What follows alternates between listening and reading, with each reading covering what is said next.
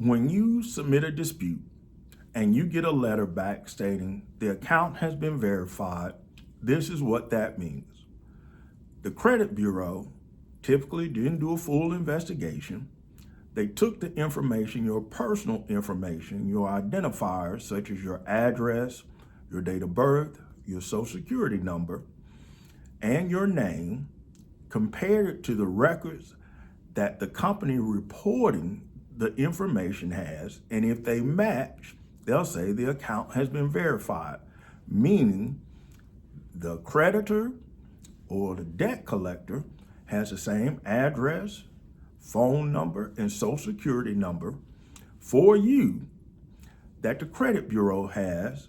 So the credit bureau will then state this account has been verified.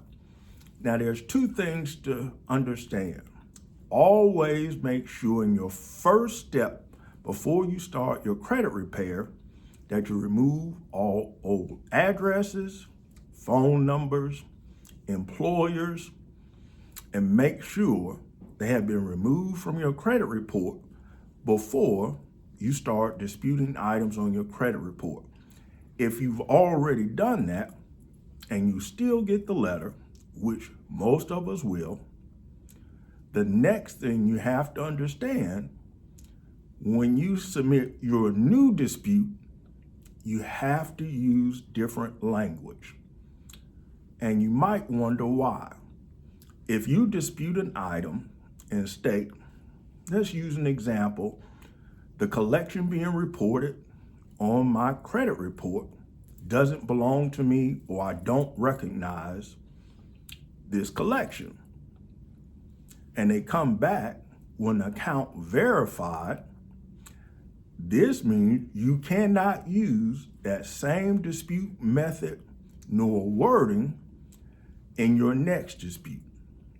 So, first thing you need to do, review what letter you sent the first time and what dispute method did you use. Now, here is a good response. When the credit bureaus send you that, you want to respond with, I want a reinvestigation under 15 USC 1681A 7. You want this to be reinvestigated. You also want to use this wording: the business name and address of any furnisher of the information provided on my credit report.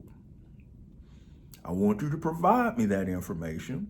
I want you to provide me the name of the specific department or individual contacted to verify that this account is mine. A description of the information or documentation provided by the creditor that shows that this account is mine. This is just a longer explanation of method of verification. That's what that USC code is for. Because typically, when a credit bureau responds account verified, they never tell you how they verified that information.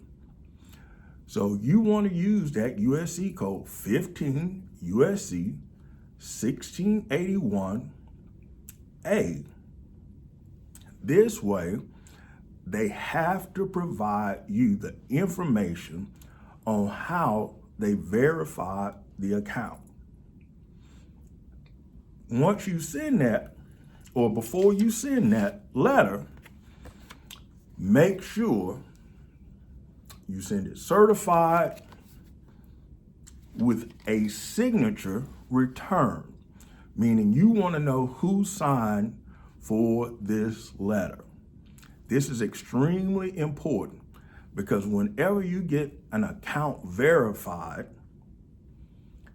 they typically took your original dispute and just verified the basic information that identifies you.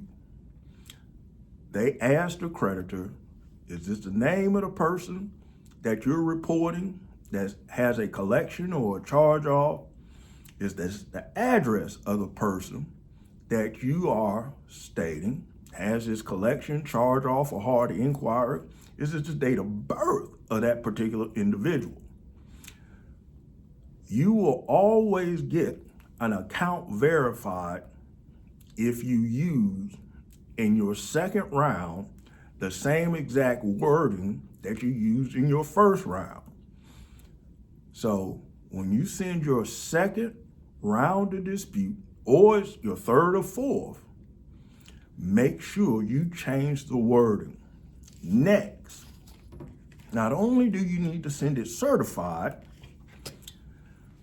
send a copy of your social, a copy of your ID, and your most recent utility bill. And let me explain why. When you're escalating and you're responding to a dispute letter or a response from the credit bureau that says account verified, you want to remove the next stall letter or refusal to investigate. Typically, when you get an account verified and you send in a letter stating you want an investigation, one of the most famous or most popular things for the credit bureaus to do is to send you an automated response stating they don't have your identification. They don't know who is sending this on your behalf. This is especially true whenever you use a ChatGPT generated dispute letter or a template dispute letter. Why? Because those letters look like something from a credit repair company. And then the credit bureaus, in their response, will say not only do they need your identification, they need to know that is you disputing the information. One of the ways you can defeat that is provide a copy of your ID, a copy of your social security card, and your utility bill. You only have to provide this once, but here's the step most people miss. Once you provide a copy of your ID, your social security card, and your utility bill, you must call the credit bureaus. When you call the credit bureau, ask, do you have a copy of my ID, a copy of my utility bill, and a copy of my social? Once they say yes,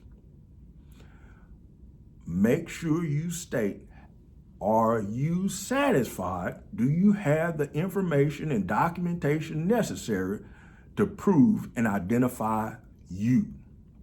The reason you want to do that is to prevent the credit bureaus from sending you letters in the future stating they don't know who they are responding to. They can't act upon your dispute because they don't know if it's you. That happens a lot. Once you get a letter stating account verified, the credit bureaus will start trying to stall or not investigate, and they'll use basically a technicality. They don't know it's you. They want to make sure that you wrote the letter. To overcome that, make sure you include a copy of your ID, your social, and your utility bill. Call and confirm. The next way to defeat that, make sure in your response to the credit bureaus that you put in your dispute letter, in the first 3 sentences, I am responding to, let's say, Experian. Experian, I'm responding to the letter you sent me on February 10th, 2026, and where you stated you verified my Capital One. And that's when you go into your dispute method using 15 USC 1681A. Once you do that, make sure you clarify. Don't just use the USC code. I want to know, who did you contact? What method did you use to contact them? Did you contact them by telephone, email? How did you contact them? And what documentation did they provide to you to prove that this debt, collection, or charge-off is mine? That is critical. And you want to make sure in your last sentence, I want specific information on how you verified this debt. And I want my results in writing. You know why you want it in writing, so you can escalate it. And also remember, in 2026, you cannot submit a CFPB complaint without first mailing your dispute directly to the credit bureaus. I know the credit bureaus have online dispute portals. That is not effective when you're responding to a letter that states they have verified your account. The reason you can't respond using the online dispute portal from the credit bureaus is because they will not give you the space to type in the information like a 15 USC 1681. They only give you 5 categories. Is it not yours? Is it something wrong? That is not enough. And if you use the online portal, they will supply you with an email as their response, not a written response. So hopefully that answers the question, what do you do when you get an account verified? Let's go step by step. First, you're going to use 15 USC 1681A. What is the next thing you're going to do?